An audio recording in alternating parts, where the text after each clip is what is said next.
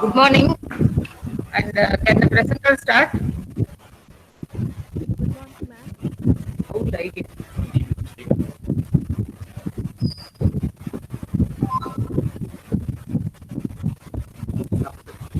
Good morning, Pavitra, ma'am. you can start. Yes, ma'am. Patient name Mrs. Chitra, 40 years old from Egmore, housewife. Ma'am, can you hear me, ma'am? Hold on for a minute. Yes, ma'am.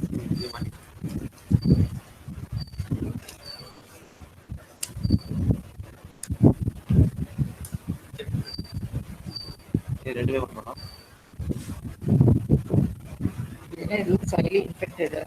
Everybody speaks with it. Okay, please. No problem.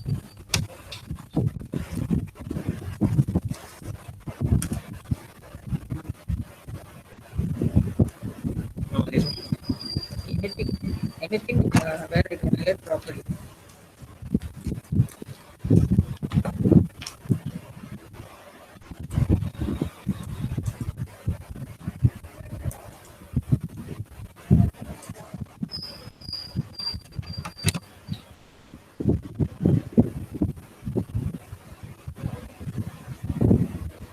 Please, is it right there? Wait a minute.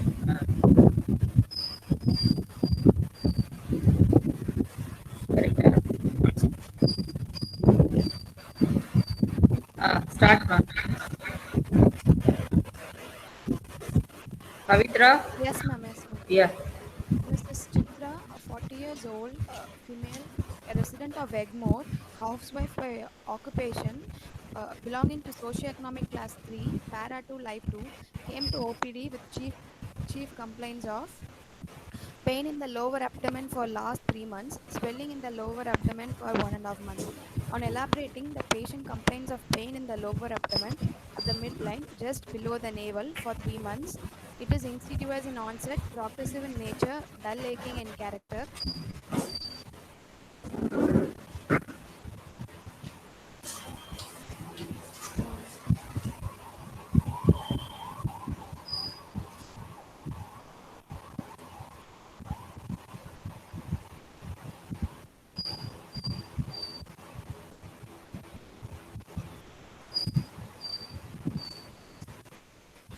Yes.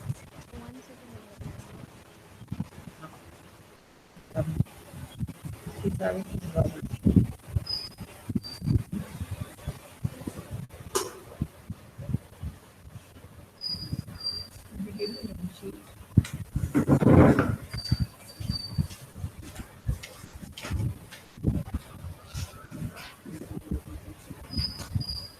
Just a bit of paper.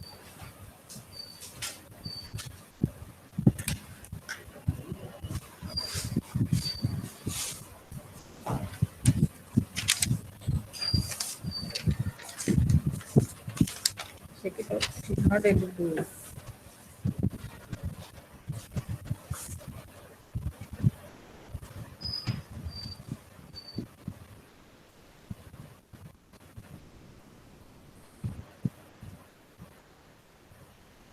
Ma'am, is it visible, ma'am? No, you're audible, but it's not visible.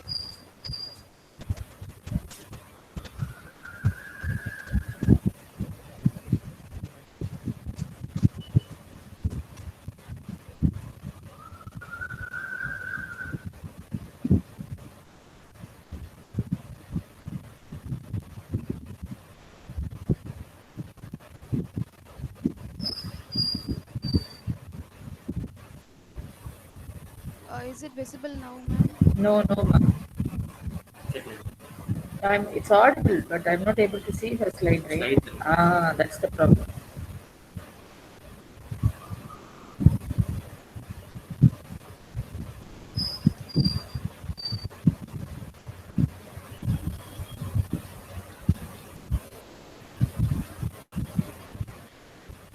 Yes, ma'am. Now it is see.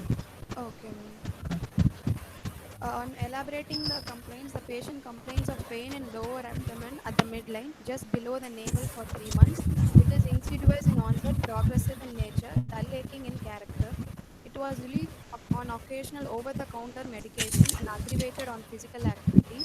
The pain radiates to the back. There is no diurnal or postural variation of the pain, and it was not related to menstruation. The patient also complains of a swelling felt in the right lower abdomen for 1.5 months. It is insidious in onset, progressive in nature. The size of the lump does not vary with cough, posture, or on strain. There is history of constipation for the last 1.5 months. It is intermittent and relieved by laxatives. The consistency as to the color of the stool is normal. No history of profuse menstrual bleeding. No history of lethargy, palpitation. No history of irregular fetal PV. No history of increased frequency of micturition. No history of vaginal discharge. No history of loss of weight and appetite. Menstrual history. Patient attained menarche at 14 years of age. Regular cycle of 3 days or 28 days. Last menstrual period was on 21/7/21. She has moderate and regular flow of bleeding, like up to 2 bags per day, not associated with pain, no clots passed along with menstruation. Marital history, married at 20 years, non-consanguineous marriage.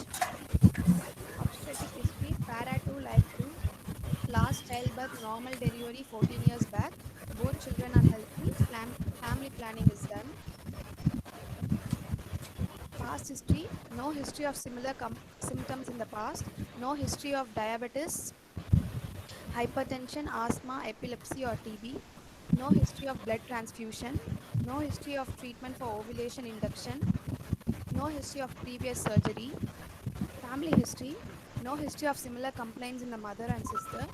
No history of malignancies like ovarian, colon, prostate, uterine, pancreas, breast, etc. in the family.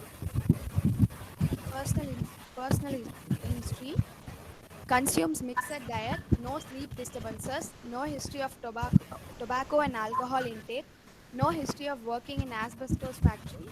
General examination, patient is moderately built and nourished, pale are present, no ictus, no cyanosis. Yes, ma'am. No, nothing, ma'am. Continue. Uh, no cyanosis, no clubbing, no pedal edema, no significant generalized and supraclavicular lymphadenopathy. Vitals, pulse 75 per minute, blood pressure 120 by 180 millimeters of mercury, respiratory rate 17 per minute, temperature afebrile, height 155 centimeter, weight 52 kgs, BMI 21.25, breast, spine and thyroid examination normal, respiratory system examination normal, vesicular breath sounds heard, no added sounds, cardiovascular system S1 S2 heard, no murmurs heard, central nervous system no focal neurological deficit. On abdominal examination, on inspection, localized distension observed in right iliac fossa, superiorly up to paraumbilical region, lower border not appreciated, uh, of size 1 into 8 11 into 8 centimeter, elliptical in shape, skin over the swelling is normal, doesn't move with respiration, doesn't increase in size on coughing or straining. Flanks are free. All quadrants move equally with respiration. Umbilicus slightly displaced towards right. No sinus or dilated veins seen over the skin. On palpation, unilateral cystic tense swelling, no warmth and tenderness, smooth surface, borders superiorly and laterally well defined, no pulsatility, compressibility or reducibility absent, fixity to skin is absent, mobility present, no organomegaly, no ascites. On percussion, dullness over the swelling is found. On auscultation, normal bowel sounds heard. Gynecological examination, external genitalia normal. Summary, ma'am. Uh, Yes. Mrs. Chitra, 40 years old, para 2, life 2, coming from Egmore, belonging to socioeconomic class 3, came with complaints of pain in the abdomen for last 3 months and swelling in the lower abdomen for 1.5 months, which was associated with constipation. On examination, 11 into 8 centimeter smooth cystic swelling is found in the right iliac fossa, which is dense, cystic, mobile, non-tender, and not associated with menstrual complaints and ascites. Provisional diagnosis: right-sided ovarian tumor, probably benign tumor, but no complications, ma'am. Okay. So first, I just want to make a few corrections in your history. Yes, ma'am. Okay. So starting from slide number one, this word that you have used, no, this navel. Yes, That is a word that we don't use in medicine. It is a colloquial term. yes, So we prefer to use the word umbilicus. yes, Okay. So above the umbilicus and below the umbilicus. okay, And number two is you have given the LMP as 21/7/21. okay. I think we have not yet reached the date. Am I correct? Yes, ma'am. Yes. See, you are what to say, a very unlucky batch where you have not seen real patients. So when somebody gives you a history, especially suppose we are going to continue with this corona and you are given a case summary or something, so be very careful regarding what you write. Okay. So have a look at that LMP. Yes, ma'am. And third thing is you have written as family planning done. Now, when you talk about family planning, it is not just about sterilization. Okay, it is also we have so many temporary methods and all that. So I think what you mean is that this lady is sterilized, isn't it? She has undergone a permanent method of contraception. Am I correct? Yes, ma'am. So you have to say patient is sterilized. Okay, So FT is a broad term. Okay. okay, Then what is this? Ah, yes. So one more thing is, by the time you finish your history taking, no, and you have examined the patient, you should get an idea regarding what case that is. Okay. okay, So you have given one thing, that is the BMI of the patient is normal. So that is one of the first pointers. She has not lost weight, isn't it? yes, ma'am. So that is one of the pointers towards the mass, whatever it is, being benign. Okay, Okay. One more thing is you have mentioned the mass to be unilateral. So probably see, because again, since it is not a real case, one thing that I want to tell all of you regarding the clinical examination, when you're there in your exam, no, suppose you are seeing a real case. Let's say that things change. Don't go by what the PG there is going to tell you or whoever is around you in the exam hall tells you. You go by only what you actually see and you palpate. That is the best thing to do. Okay. With the examiner, because the examiner may suddenly get up and come and palpate himself or herself and they may find something else. So when you say unilateral, you have gone, usually what I want to convey here is these benign cysts, no, you have given it as a right-sided cystic swelling. But usually, sometimes, most of the times, we may find it in the center. Okay, so it keeps moving. It's also very mobile. No, another pointer towards it being benign. So don't commit on it being right-sided. I'm talking about in case this has been a real case. So examine well, and though most of them are unilateral, don't comment on it unless you really actually feel it really on one side. Okay, okay, ma'am. understand what I mean? Mostly it may be in the center. We don't really know on which side it is arising from unless you do a bimanual examination and you feel the pedigree. Okay, Suppose it is really on one side, you present it as it is, and in the exam hall, don't go by what others tell you, just by your palpation and your inspection findings alone. okay, ma'am. Then, okay. Then in any ovarian mass, no, you have commented on the bowel sounds. Yes, ma'am. So you know that one of the difference between benign and malignant is the presence of ascites. Yes, ma'am. Okay, so in malignant mostly you may have the ascites, isn't it? Yes, ma'am. And so here when the mass is in the center, the ovarian mass, it is occupying the center, the bowels will tend to go towards the flanks. Flank. So you can have one comment there saying that the bowel sounds are well heard in the flanks, Flank. because that is what actually happens in ovarian tumors, especially when they are centrally situated. Okay, ma'am. Okay, so these are some of the comments that I have to tell you regarding the history hereafter. Okay, ma'am. Okay, so why do you need to know whether it is benign or malignant in the first place? Why are we having two separate topics? Can you tell? Because malignant, it has a short presentation versus in a short span of time, no? Okay, most And more important than that, suppose it is benign. it See, has a high chance of turning into malignant. no, even more important, you have to understand one basic thing. In any woman, no, the main producer of hormones, huh, which defines the femininity or whatever it is the ovary. Yes, You ma'am. can even remove the uterus and throw it away. But removing the ovary is actually a medical legal thing. You cannot just like that remove anybody's ovary. So that is why even when we do a hysterectomy for a fibroid, till the age of 45, we see to it that the ovaries are retained.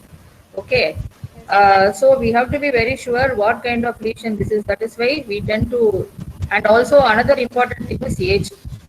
As I said, up to the age of 45, these estrogen is very much required for maintaining the integrity of the bones and everything else in a woman.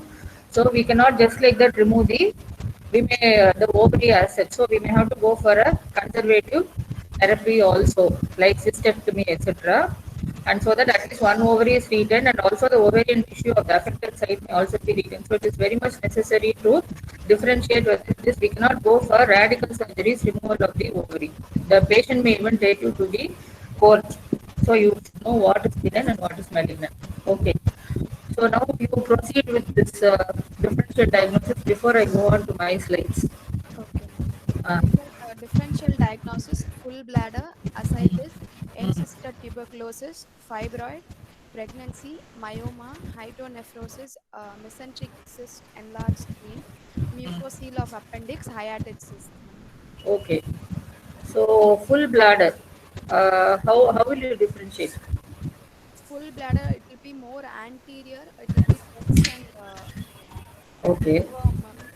Uh, Uh, then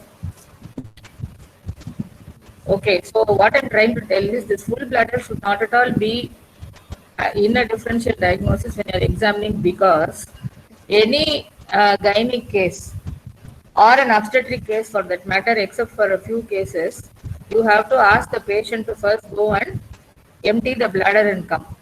So in your presentation in the examination also, you have to, when you start any case discussion, after asking the patient to empty the bladder, because this full bladder tends to do a lot of things both in obstetrics and gynec. For example, in obstetrics and fixed head, it can push it up and make it mobile. So your presentation, everything will change. So, like that in gynec also, as you said, it may be one of the differential diagnosis. So, very simple. You ask the patient to, in case she is having retention of urine, you have to put a catheter and ensure that that is not the bladder. Okay, Ascites is the second one. As I told you, if there is ascites, in all probability, it is maybe malignant. Okay. okay. And how does this ascites look like? I think in your chart there is a nice diagram of this ovarian cyst, no, enlarged Yes, ma'am. longitudinally in the front. Ascites, you have that woman with Uh, flanks being full. yes, And ma'am. as I told you, percussion here becomes very important. Yes, Okay. ma'am. Yeah. In ascites, the note is dull over the flanks, ma'am, and Uh, tympanitic in the middle, and there uh, is shifting dullness, ma'am. uh. Then what happens in ovarian cyst? It is dull over the swellings, ma'am, Uh, whereas resonant in other types. okay. Suppose there is an ovarian mass and ascites. Yes, ma'am. Then it Uh, becomes little difficult. But in a benign, we don't expect that ascites. Isn't it? Am I correct? yes, ma'am. In a Right. malignant only ascites is present. Except for a few exceptions. Then fibroid. Fibroid, ma'am. Yes. Can you Uh, tell me? yes, On ma'am. palpation, here again we are going to, for ascites it is percussion. Yes, For ma'am. fibroid we go by Palpation. palpation. Yes. On palpation, it is solid and it moves only side to side, ma'am, and it Okay. is mostly midline. Okay. And No, okay. What you're saying is partially correct, but I want to correct you. yes, ma'am. It is not necessary that the fibroid is one of the most important differential diagnosis of a benign cyst, especially a degenerating fibroid, which may have a cystic consistency. Okay. Okay, okay, And one more thing is when you move the mass, you can, when you do a bimanual pelvic examination, when you move the mass, actually the cervix also will move if it is a fibroid. okay, So it is not necessary that the fibroid should be only in the center. It can even be a subserous fibroid which is growing laterally. So even sometimes, even in an ultrasound scan also, we may, they give the thing as one of these two, but it turns out to be the other one when we open. So we may have to go for further CT and all that. So fibroid is very important, but a non-degenerated fibroid, as you say, is firm in consistency. And when you move that mass, the cervix also will move. So one of the important, you have spoken up to abdominal examination. After that, in any gynae case, your next step would be, I will tell you that upper speculum examination and then a bimanual pelvic examination. Please don't forget that per speculum examination. So per abdominal examination, per speculum, and then what you call as a bimanual pelvic examination.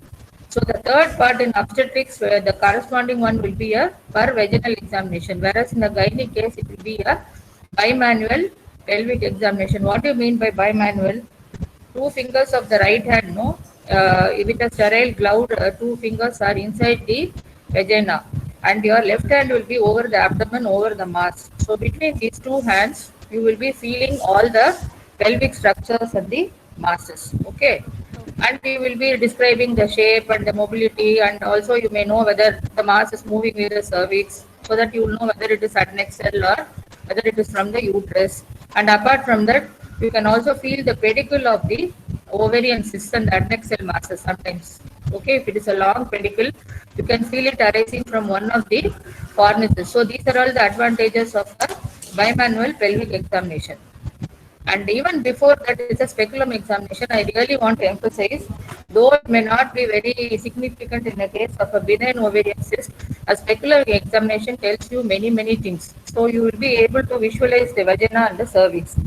So in case there is any ectropion of the cervix or any abnormal discharge, what type which may point to a particular infection, if there is any growth in the cervix, all these things, and if there is a polyp arising from within the uterus, all these things can be seen only when you put a speculum. Sometimes polyps may not even be seen in an ultrasound. So speculum examination, important part. After that is the finally the bimanual pelvic examination, and even after that is the perrectal examination. Now, can you tell me, your case is a benign ovarian mass, isn't it? Yes, ma'am. So even in a bimanual examination, you are not able to say whether it is from the uterus or from the ovary. So is there anything in the per rectal examination that you Yes, can ma'am. find out? What? Nodules in the pouch of Douglas, ma'am. That is if it is malignant. Now I am asking you, by doing a PR, you want to differentiate between benign and between an uterine and ovarian. What sign is that? Uh, yes, ma'am. Like a furrow, like it can be Not a furrow, a groove. groove test, ma'am. So the groove test, actually it will be very well felt.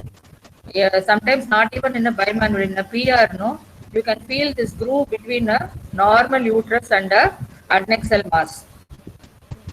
Okay. Okay, so that is called as a groove sign to differentiate, to know whether it is arising from the uterus. The uterus may be one small structure, there will be a groove, and this ovarian mass, no, sometimes it will be sitting over the uterus. This part you can feel very well in a PR.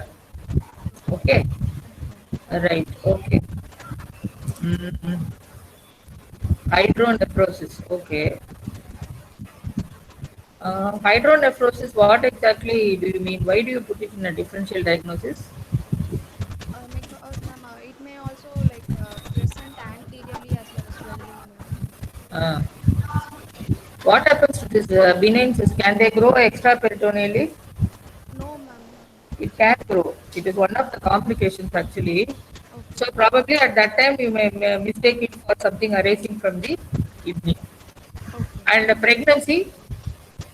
Ma'am, pregnancy actually like ectopic pregnancy like that. It could also No, no, be. no, no, no, no. We are talking about a big mass. Yours is 11 into 8. So ectopic pregnancy doesn't come into the picture at all. Very simply because mostly it turns out to be something acute. Okay. So ectopic pregnancy doesn't present as such a big mass at all. So what they mean is actually one of the first presenting complaints of a woman with any ovarian mass, no, is a vague sensation of what you described first, a vague sensation of probably a fullness, a pain in the lower abdomen, or mainly a distension. Okay.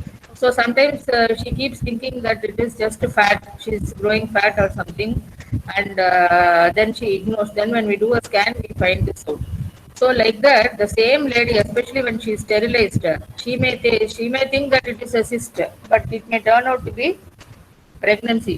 But obviously, beyond 5 months, we do come across cases where they say they just don't know that they are pregnant. Okay, especially when they are sterilized and it turns out to be a sterilization failure and all that.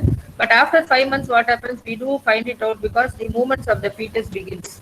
So till then, she thinks that it is something else. So I think we shouldn't be missing pregnancy as such. But there, what will be there? This patient is not having that. In pregnancy, what will be? Amenorrhea, ma'am. So this lady is not amenorrheic. A pregnant lady mostly know the first thing she comes to you is when she misses her periods. So that is not there in your history here. So like that you rule it out. Okay. So regarding your management, what are the things that you would like to do apart from the routine investigations you have written? Right. So in an ultrasound, what are the things that you will see? For benign and malignant, different findings. And for benign, it is anechoic, unilocular, or maybe multilocular with a thin septa is found. Mm. Uh, Size of the septa? Less than 5 millimeters, ma'am. Okay. Okay. Then In malignant,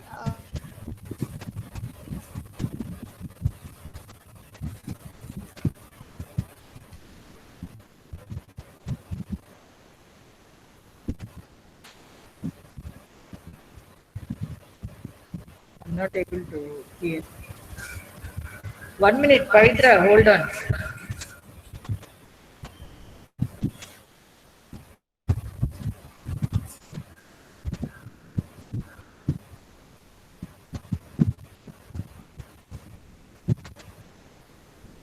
He's not audible.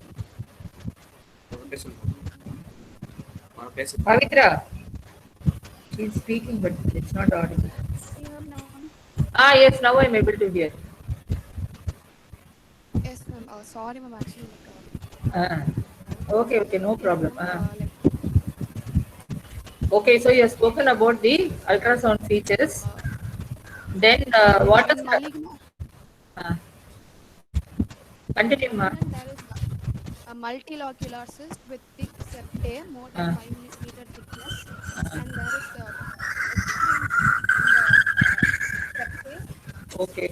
and there is increased vascularity in the septae, ma'am. Wait a minute. How do you actually look at vascularity anywhere in the body? Doppler, ma'am. Yes. So Doppler, it's an extension of ultrasound. So by doing a Doppler, when you see increased vascularity, maybe one of the features of malignancy. Then next, Then size, if it is more than 10 centimeter, most likely it is malignant, ma'am. no, no, no, no, no. You're wrong. Mostly, no. The benign ones like mucinous adenoma, it is so huge. Sometimes it occupies the entire abdomen, but then it turns out to be benign. Okay. So actually speaking, the benign ones can attain very big size. Especially all of you know, you must have seen the picture of the lady with mucinous adenoma, where the entire abdomen is, generally distended, and it turns out to be a very big. See in your shot, there will be a picture. Okay, so that by size we cannot say, by other things only, that is fixity, lack of mobility, all those things only we will be able to say whether clinically and the presence of ascites, these are the things that may point towards the malignancy rather than the size. Okay, then IVP fine because you should know whether the ureters are compressed in any way, especially when you are going to do a surgery, so that you don't injure them. Then CT and MRI we do to delineate the structures better. As I told you, sometimes a fibroid and a ovarian cyst, even by a normal ultrasound, they may give a different picture. So CT and MRI will tell you exactly from where it is arising and what is the size and the consistency and all those things. Then tumor markers, yes, very, very important. So can you tell me something about this? Yes, ma'am. CA-125 method is useful in post-menopausal women, and it is significant when it is above more than 35 units per Okay, now mm. from which sort of a tumor does the CA125 come from? Epithelial tumor markers, ma'am. Epithelial tumors. Okay.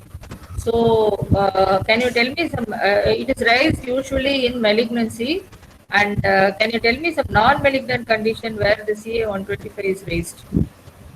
Non-malignant ovarian conditions. Endometriosis. Yes. So it may. Endometriosis. EB, ma'am. Okay, so endometriosis is another common condition where it may be raised. So where do we use it? So our now we are talking about benign. So we just do it to ensure that there is no associated malignancy. Okay. So if it is under normal range, it is one of the another pointers towards it being benign. What about these other things?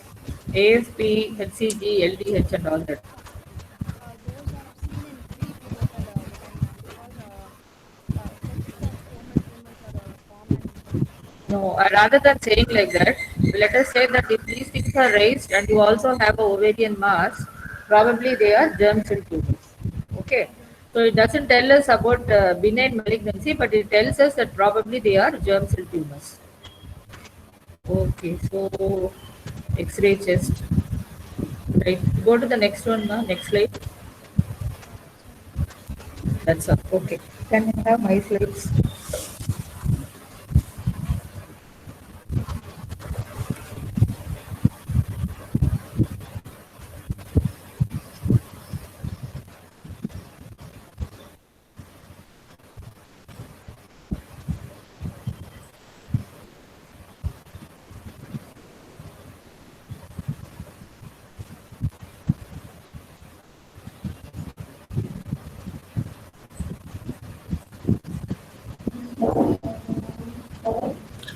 Okay, so most of the things you have discussed, let me just actually what I have put is all from your show only. I just thought because you people are not coming, it is all virtual.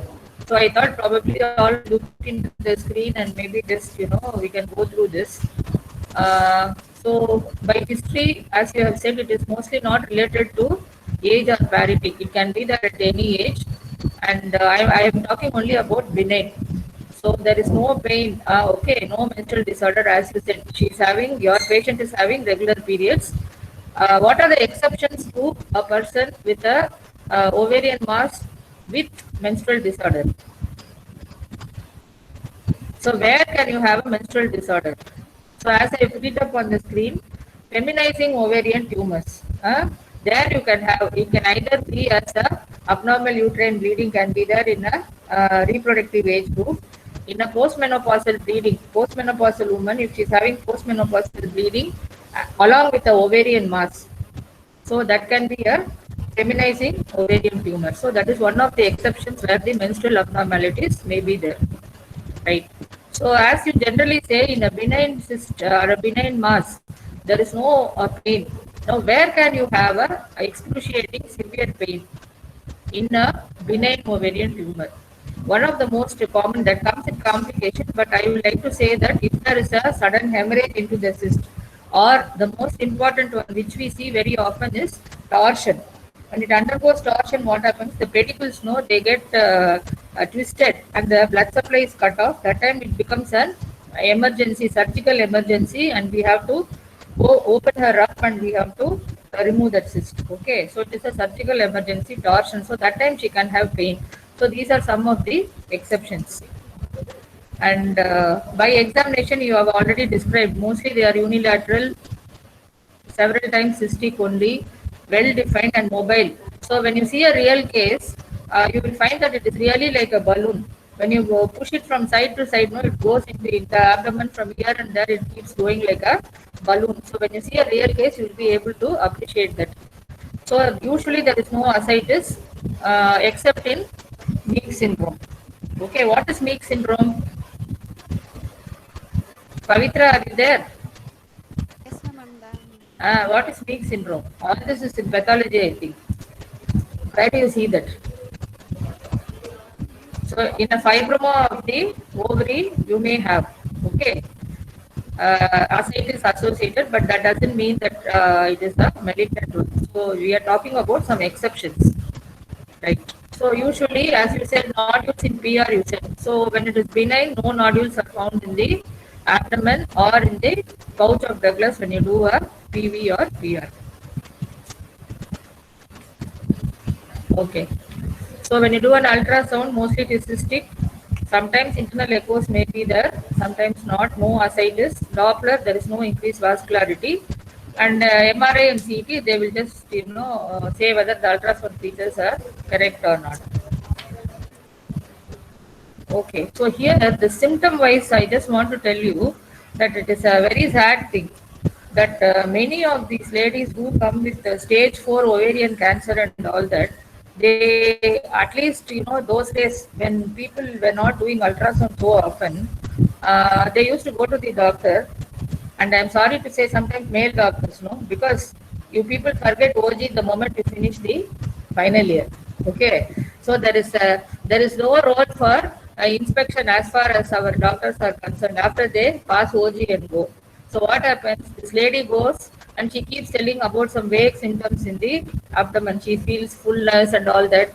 So you just end up giving some antacid and all that and sending her home. And then what happens? One fine day, things become bad. And when you do an ultrasound and all that, and when you do a laparoscopy, you find that it is stage 4. So what I'm trying to tell is, ovarian is very, very silent and deadly.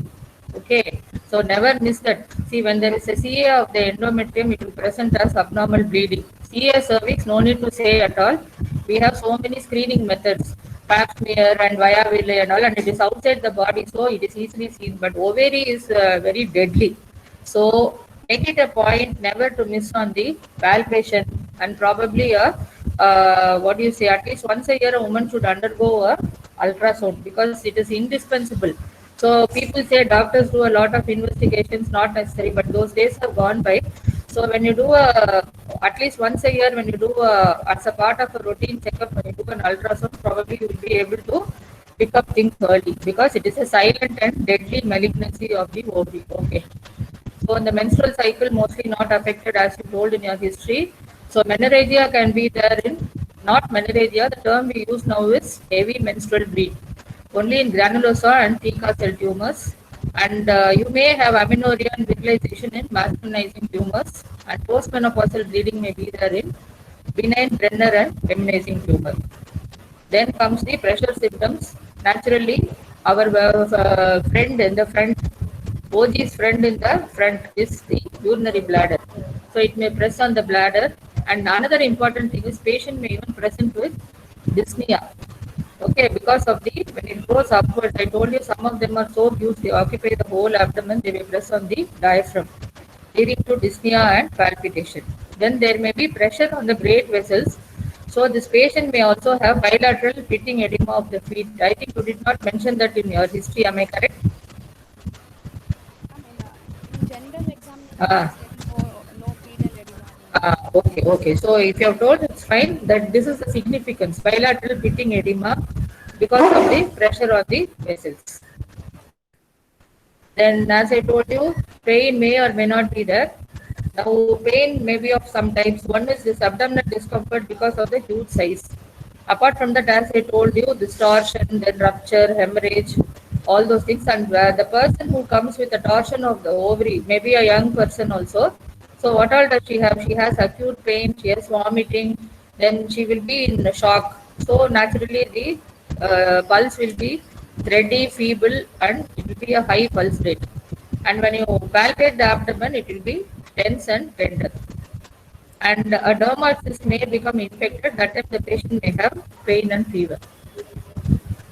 Okay, so physical signs, inspection, abdominal swelling, and symmetrically situated. As I told you, you said on the right side, but probably no, whether it's right or left, it may go to the center, and it may be longitudinally, one mass will be sitting there.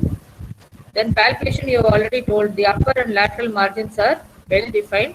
The lower bottom may not be palpable because it is inside the pelvis. So by manual examination, you may able to feel the pedicle. So the surface in benign tumors, mostly they are smooth, mobile. Okay, unless they are too big where you cannot move them at all. Then consistency is mostly dense and cystic. And since it is filled with fluid, the fluid thrill may be present. And sometimes due to the loculi, you may have hard areas. See, in medicine, just remember that everything is not in black and white. There are a lot of gray areas. You have to keep your mind open for that also. What I mean is, we say that there are no, it doesn't feel hard, isn't it? But there may be variations. So you have to correlate your clinical finding, your ultrasound and everything, and then only come to a conclusion. So there may be hard areas even in a benign tumor. Then ascites, as I told you, except in weeks, in benign it is not present. Then percussion, it is dull over the center, that is over the mass, because mostly it is in the center and resonant in the flanks due to the displaced bowels. Then comes the bimanual pelvic examination. Small tumors you can feel well between your two hands, the abdominal hand and the pelvic hand.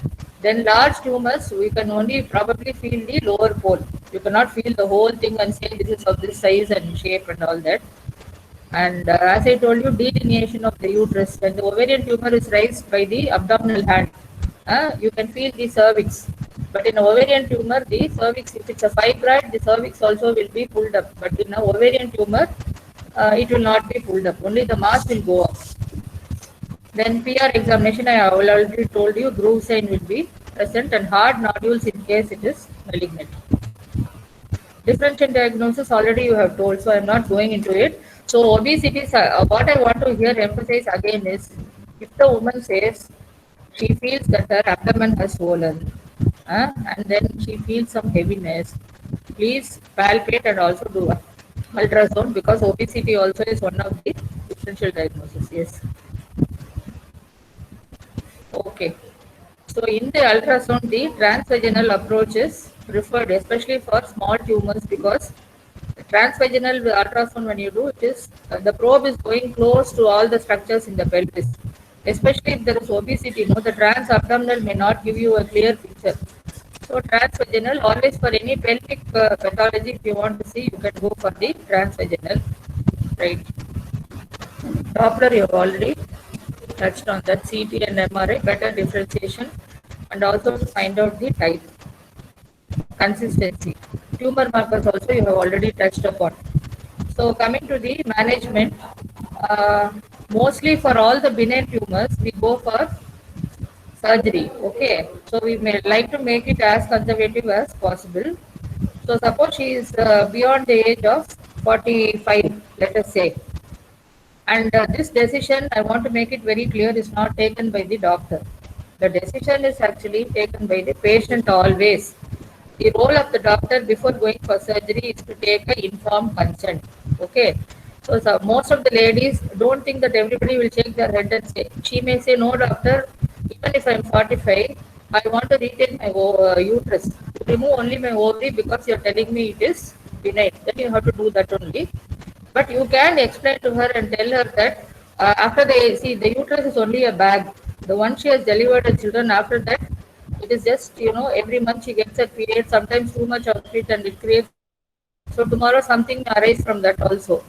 So you can tell her that the ovaries are always there. She has to keep on doing a scan. So you can tell after the age of 45, you can go for the abdominal hysterectomy and bilateral salpingo-oophorectomy in a perimenopausal woman. Now, actually speaking, what is oophorectomy and what is ovariotomy? Pavitra, can you tell? No problem, no problem, because we are here to tell you only. Actually, oophorectomy means it is removal of a normal ovary. Okay, ovariotomy is removal of a diseased ovary. So actually, the second term is the correct one. So for a younger woman where you want to retain, you can do a cystectomy also, where you remove only the cyst. Or if it is too big, you are not able to conserve the ovarian tissues for what it is worth, then you go for ovariotomy. Okay, and usually we have read just now that it is unilateral. So we try to conserve the other ovary. It is very, very important, especially when she wants to retain, bear the children. You need those follicles. Apart from that, you also need the estrogen. Okay. So here just a small thing I want to tell. Nowadays laparoscopy is the in thing, because you don't cut across the rectus, the muscle and everything. So the integrity of the abdominal wall is maintained. That is the main advantage of the laparoscopy. But there are some conditions, especially in malignancies and also in the benign, you have the dermoid cyst and mucinous cyst adenoma. You don't want the contents to spill, causing peritonitis. or the pseudomyxoma peritoneae. So to avoid these two conditions in these two benign tumors alone, probably you would like to go for the open method and remove it en masse. Okay. Right. Okay, so this is another small thing to touch upon the ovarian tumors in pregnancy. Sometimes you may have this corpus luteal cyst in a pregnancy, early pregnancy. You need not bother about it. After the 12th week, it will go off by itself. And in case of these benign tumors, you want to do a surgery on these people, then the right time to do it during pregnancy would be the second trimester, between the 14th and the 16th week. And suppose you have discovered it late towards term, then you have to do it in early puberty. Okay, so with this I'll stop. And all those things that I have put here and most of the things that you have told is there in your shop. So you please read up that book. Somebody told me, your seniors, that she has gone through this, what is that? Another one, Lakshmi Sheshaji. Please go through the Shaw. Actually, the Gynec Shaw is, I think, more than enough and it touches upon almost everything. Thank you, ma'am. Thank you, ma'am. Okay. Thank What you. up? Okay. What about this attendance? How do you actually? Uh, we will uh, we will take it from this app, ma'am, and then we are updating in an Excel sheet and sending to registrar.